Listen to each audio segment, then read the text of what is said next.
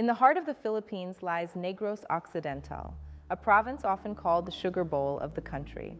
It is a place of endless shimmering green, a landscape that promises sweetness. But I stand before you today to talk about an invisible, bitter crop grown in those fields: child labor. For generations, the sugar industry here has operated on the backs of cicadas, the sugar workers, who earn meager wages that keep their families trapped in a cycle of crushing poverty. And in this cycle, the most vulnerable pay the heaviest price: their children.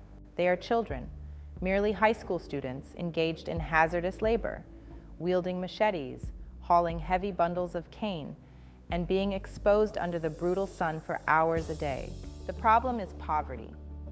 The low wages of the parents force the children into the fields, not by choice, but by necessity for family survival. This economic reality creates a generational trap.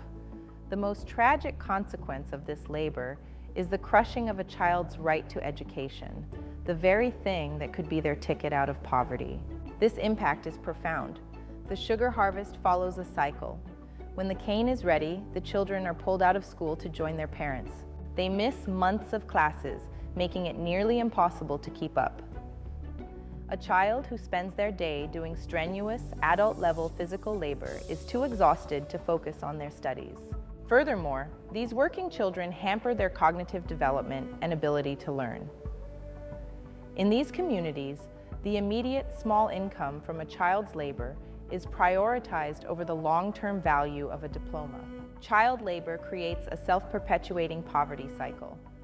Lack of education leads to low-wage work, which forces the next generation to drop out of school and enter the fields, ensuring the cycle continues.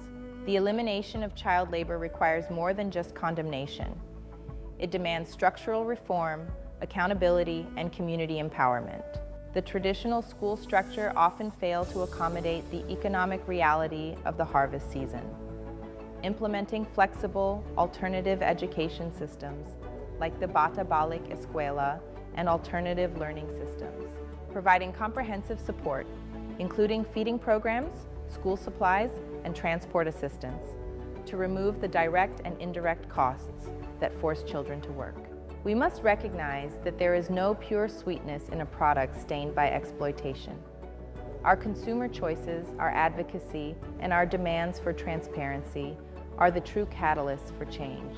Let us commit to building a future where the only crop growing in Negros Occidental is one of justice, opportunity, and education.